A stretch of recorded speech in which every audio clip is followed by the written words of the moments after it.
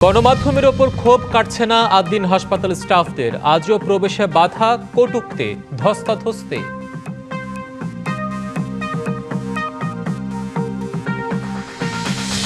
ঈদের ছুটির পর কাল খুলছে অফিস আদালত। শেকড় ছেড়ে রাজধানীতে ফিরছে মানুষ। ট্রেন বাসে বাড়ছে যাত্রীর চাপ।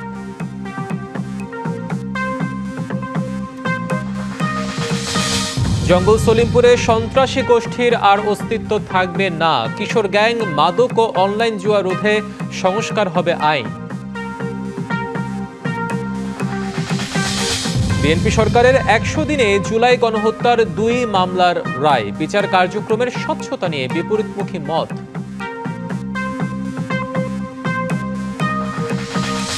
ইরাকের মতো ইরানেও যাওয়া ঠিক হয়নি, মন্তব্য খোদ ট্রাম্পের। ফের দাবি, হামলা না করলে পারমাণবিক সক্ষমতা অর্জন করত দেশটি। ৬ নবজাতকের মৃত্যুকে ঘিরে এখনো আলোচনায় রাজধানীর মগবাজারের আদ্দিন হাসপাতাল। ঘটনায় চলছে তদন্তের কাজ। চূড়ান্ত প্রতিবেদন পাওয়া যাবে ৩রা জুন। তবে গতকাল থেকে গণমাধ্যমের সঙ্গে বৈরী আচরণে লিপ্ত রয়েছে হাসপাতালের স্টাফরা। আজও হাসপাতালে ঢুকতে দেওয়া হয়নি গণমাধ্যম কর্মীদের। ধস্তাধস্তি হয়েছে সাংবাদিকদের সাথে। যদিও গতকালের ঘটনার জন্য দুঃখ প্রকাশ করেছে হাসপাতাল কর্তৃপক্ষ, তারপরও পাল্টায়নি চিত্র। আজ ঢাকা দক্ষিণ সিটি কর্পোরেশনের নির্বাহী ম্যাজিস্ট্রেটের একটি প্রতিনিধি দল হাসপাতাল পরিদর্শনে আসে। এ সময় হাসপাতালটির নিরাপত্তা কর্মীরা সেখানে অবস্থানরত সাংবাদিকদের সাথে অপেশাদার আচরণ ও তাদের কাজে বাধা দেয়। অন্যদিকে ৬ নবজাতকের মৃত্যুর ঘটনাকে দুর্ঘটনা দাবি করেছে আদ্দিন হাসপাতাল কর্তৃপক্ষ। এছাড়া সাংবাদিকদের উপর স্টাফদের হামলার ঘটনায় গণমাধ্যমের কাছে ক্ষমা চেয়ে লিখিত বিবৃতিও দিয়েছে হাসপাতাল কর্তৃপক্ষ। দর্শক, ঘটনাস্থল থেকে আমাদের সাথে যুক্ত হচ্ছেন সহকর্মী সানিয়া আহমেদ। সানি, গণমাধ্যম কর্মীদের সাথে বৈরী আচরণ আসলে থামছে না আদ্দিন কর্তৃপক্ষের। কেনই বা তাদের এমন আচরণ? আর কর্তৃপক্ষ দেখলাম তারা একটা ক্ষমা প্রার্থনা করে তারা লিখিত দিয়েছে। আসলে লিখিত ক্ষমা প্রার্থনা করে কি তারা দায়সারা ভাব নিচ্ছে, নাকি যারা দায়ী আছে, যারা গণমাধ্যম কর্মীদেরকে হামলায় সরাসরি জড়িত, তাদের বিরুদ্ধে কোনো অভ্যন্তরীণ ব্যবস্থা নিয়েছে? কি বলছে তারা? কথা বলার সুযোগ হয়েছে কি?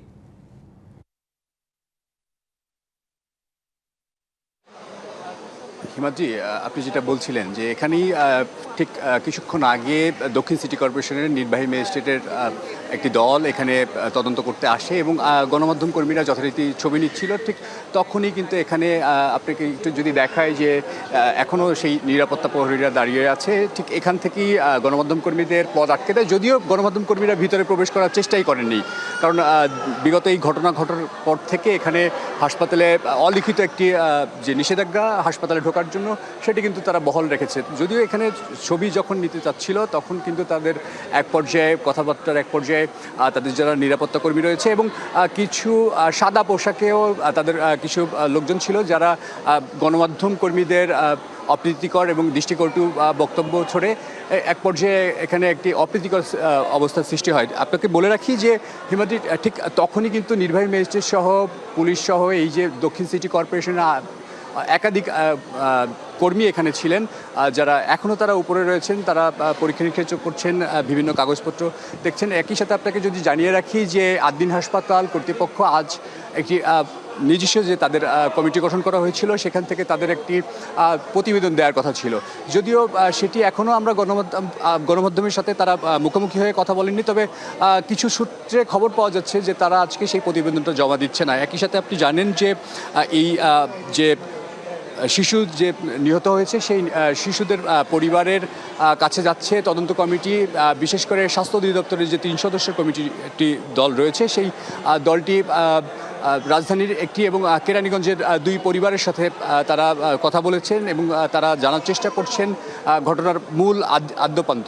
এবং আপনাকে যদি জানিয়ে রাখি হিমাদ্রি, যে এই মুহূর্ত নির্বাহী ম্যাজিস্ট্রেট, দক্ষিণ সিটি কর্পোরেশনের নির্বাহী ম্যাজিস্ট্রেট সহ যে তদন্ত কমিটির দলটি রয়েছে, তারা এখনও সেই হাসপাতাল এবং বিশেষ করে যে বেকারিটা যেখানে পাওয়া গেছে সেখানে কিন্তু তারা তল্লাশি করবে, বিভিন্ন কাগজপত্র দেখবে বলে। আপনাকে আরেকটি বিষয় জানিয়ে রাখি যে এই যে 6 শিশুর যে ছয় শিশুর যে ঘটনায়, এই ছয় শিশুর ঘটনায় প্রথম কিন্তু আজকে রমনার ডিসি আমাদের সাথে কথা বলেছেন। যদিও তদন্তের স্বার্থে বেশ কিছু ইনফরমেশন দেয়নি, তো তিনি আমাদেরকে জানিয়েছেন যে তদন্ত চলছে, আমরা খুবই চাঞ্চল্যকর তথ্য পেয়েছি, এরকম সব তথ্য জানাচ্ছিলেন। তো এই ছিল আমার কাছে সর্বশেষ। সীমাজি।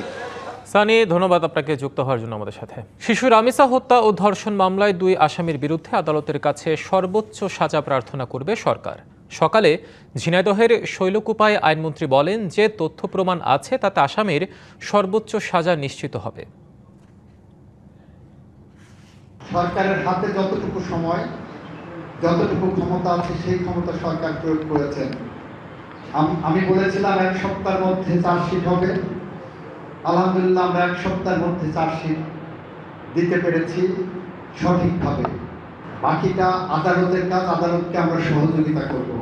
টানা 7 দিনের ঈদের ছুটি শেষ হচ্ছে আজ। কাল থেকে খুলছে অফিস, আদালত ও ব্যাংক। আবারও কর্মব্যস্ত জীবনে প্রবেশ করবে নগরবাসী। এই অবস্থায় বেশিরভাগ মানুষ বাড়ি থেকে ফিরছেন রাজধানীতে। তবে অন্য বছরের মতো তীব্র চাপ না থাকায় রাজধানীমুখী ফিরতি যাত্রা অনেকটাই স্বস্তিদায়ক বলছেন যাত্রীরা।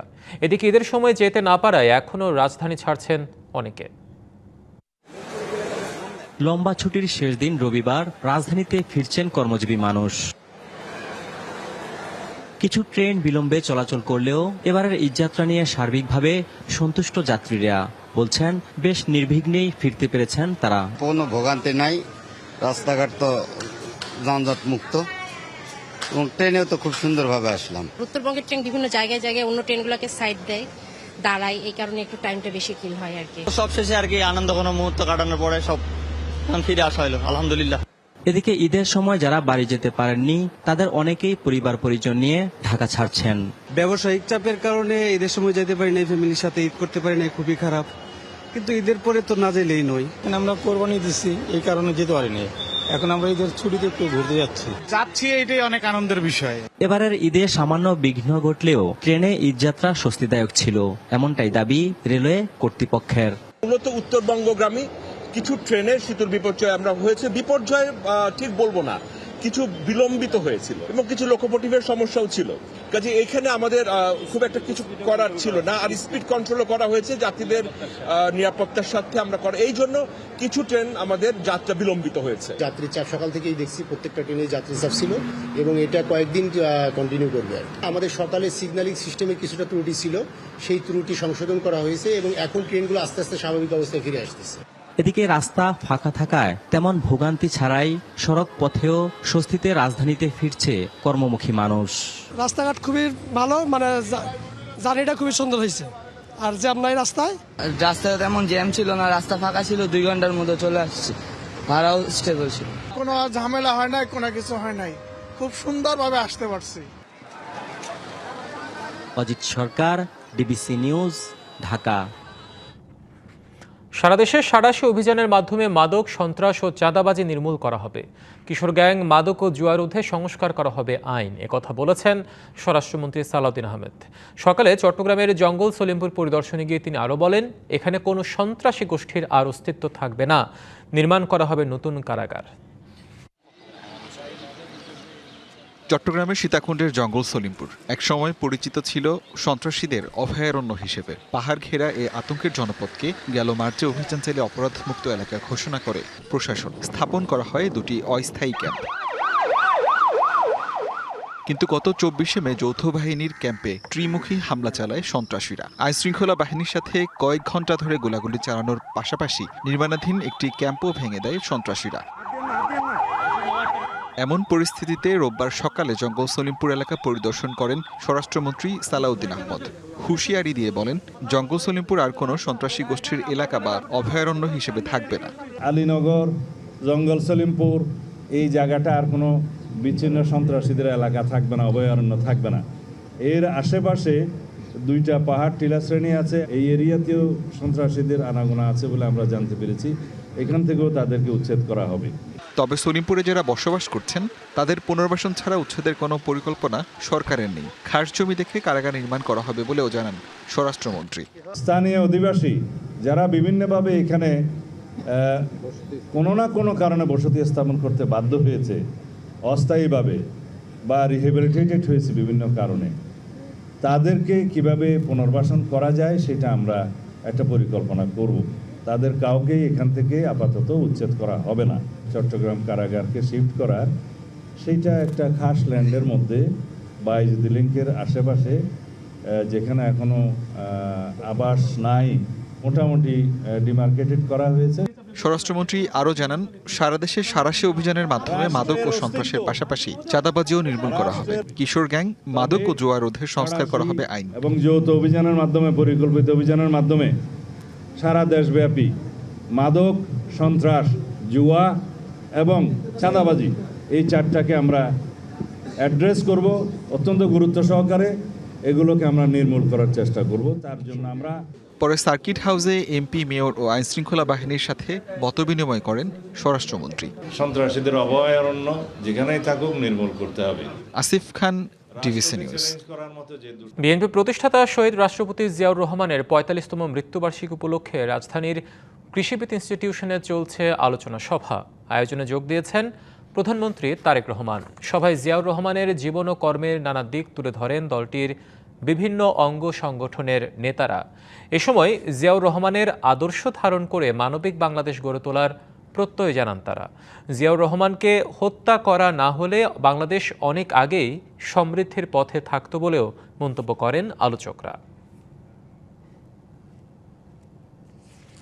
জামায়াত হাদিয়ার নামে গুপ্ত চাঁদাবাজি করছে, এমন অভিযোগ করেছেন প্রধানমন্ত্রীর রাজনৈতিক উপদেষ্টা রুহুল কবির রিজভী। দুপুরে জাতীয় প্রেস ক্লাবে শহীদ প্রেসিডেন্ট জিয়াউর রহমানের ৪৫তম মৃত্যুবার্ষিকী উপলক্ষে জাসাস আয়োজিত আলোচনা সভায় তিনি আরও বলেন, জুলাই সনদ নিয়ে মিথ্যাচার করছেন জামায়াত নেতারা। এ সময় বিরোধী দলের প্রতি অপপ্রচার ও মিথ্যাচার বাদ দিয়ে সরকারের গঠনমূলক সমালোচনার আহ্বান জানান বিএনপির সিনিয়র নেতা রুহুল কবির রিজভী।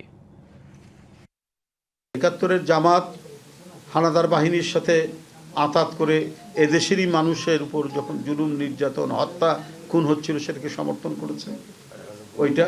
আর এখনকার জামাত হচ্ছে অপপ্রচার, মিথ্যাচার সহ নানা ধরনের অপকর্মের সাথে জড়িত।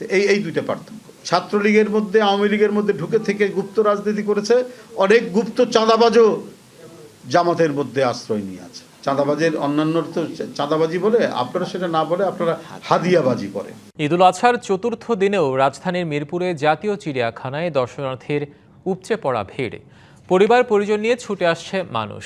শিশুদের কোলাহল, প্রাণীদের প্রতি কৌতূহল আর সাদা মহিষ ডোনাল্ড ট্রাম্পকে ঘিরে বাড়তি আগ্রহে মুখর সেখানকার পরিবেশ। প্রবেশদ্বার থেকে টিকিট কাউন্টার, সবখানেই দীর্ঘ লাইন। ঈদের ছুটির শেষ ভাগেও বিনোদনের খোঁজে শিশু থেকে বয়স্ক সবাই ভিড় করছেন চিড়িয়াখানায়। কেউ পরিবার নিয়ে ঘুরতে এসেছেন, কেউ আবার শিশুদের নিয়ে এসেছেন প্রাণীদের সঙ্গে পরিচয় করিয়ে দিতে। চিড়িয়াখানায় থাকা সব প্রাণীর খাঁচার সামনেই দর্শনার্থীদের ভিড়। বাঘ, সিংহ, বানর, হরিণ বা জিরাফ, প্রতিটি প্রাণীকে ঘিরেই যেন কৌতূহল।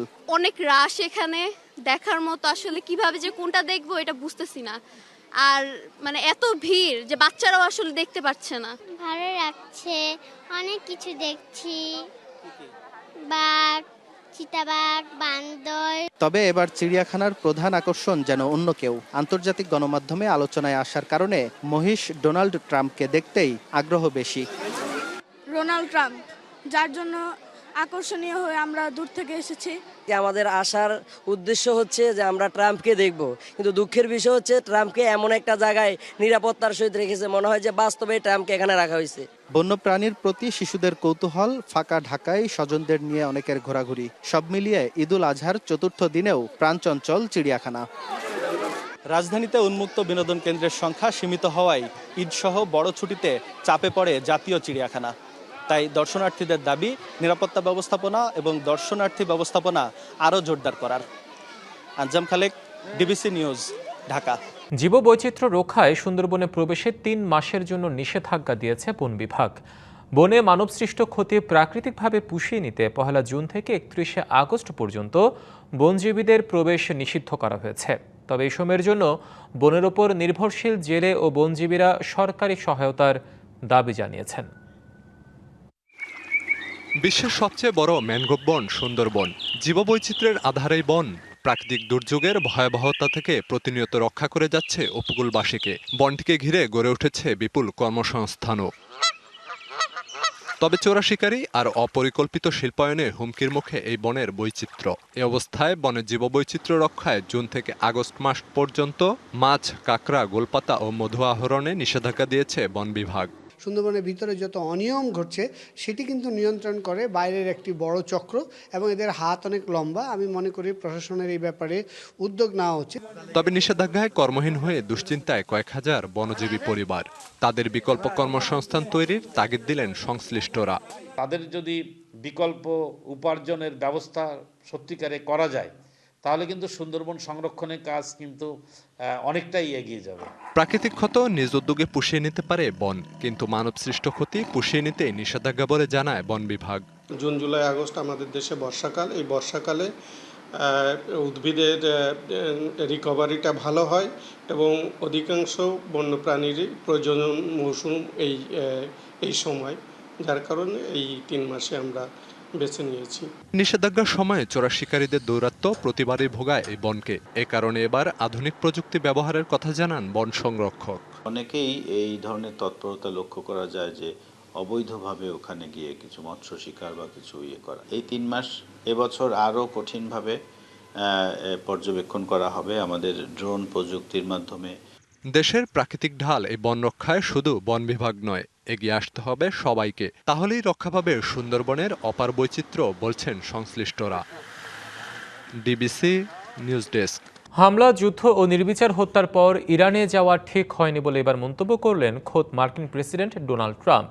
তবে তেহরানে সামরিক অভিযান না চালালে এতদিনে দেশটি পারমাণবিক সক্ষমতা অর্জন করতে বলেও দাবি করেন তিনি। ফক্স নিউজকে দেওয়া সাক্ষাৎকারে ট্রাম্প আরও জানান, এর আগে ইরাকে হামলা বা যুদ্ধ করাও ছিল যুক্তরাষ্ট্রের জন্য চরম ভুল ও বোকামি। সেখানে যুক্তরাষ্ট্র খুব খারাপ কাজ করেছে বলেও স্বীকার করেন তিনি। ট্রাম্প আরও দাবি করেন, মার্কিন প্রশাসন ইচ্ছা করেই ইরানের মূল সামরিক বাহিনীকে টার্গেট করেনি। বলেন, ইরানের সামরিক বাহিনী চরমপন্থা এড়িয়ে চলায় তাদের আক্রমণ করা হয়নি।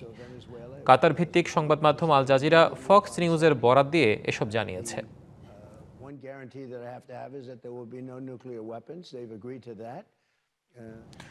ইরানের জলসীমায় প্রবেশ করা একটি মার্কিন ড্রোন ভূপাতিত করার দাবি করেছে দেশটির ইসলামী বিপ্লবী গার্ড বাহিনী IRGC। ইরানের রাষ্ট্রীয় সম্প্রচার মাধ্যম IRIB-তে দেয়া বিবৃতিতে এমনটা জানিয়েছে IRGC। ভূপাতিত ড্রোনটি ছিল একটি MQ-1 মডেলের মানববিহীন আকাশযান। বিবৃতিতে বলা হয়, IRGC-র আধুনিক ক্ষেপণাস্ত্র প্রতিরক্ষা ব্যবস্থার মাধ্যমে এটি ভূপাতিত করা হয়। IRGC-র হুঁশিয়ারি, ইরানের সার্বভৌমত্ব ও নিরাপত্তার বিরুদ্ধে যে কোনো আগ্রাসনের জবাব দৃঢ় ও সিদ্ধান্তমূলকভাবে দেওয়া হবে। এদিকে ইরানগামী একটি বাণিজ্যিক জাহাজে ক্ষেপণাস্ত্র হামলা চালানোর দাবি করেছে যুক্তরাষ্ট্রের সামরিক বাহিনী। সংবাদ এই ছিল এখনকার মতো। ডিবিসি নিউজের সংবাদগুলো পড়তে ভিজিট করুন dbcnews.tv, ভিজিট করুন ডিবিসির ফেসবুক পেজ এবং ইউটিউব চ্যানেল। ডিবিসির সঙ্গে থাকুন।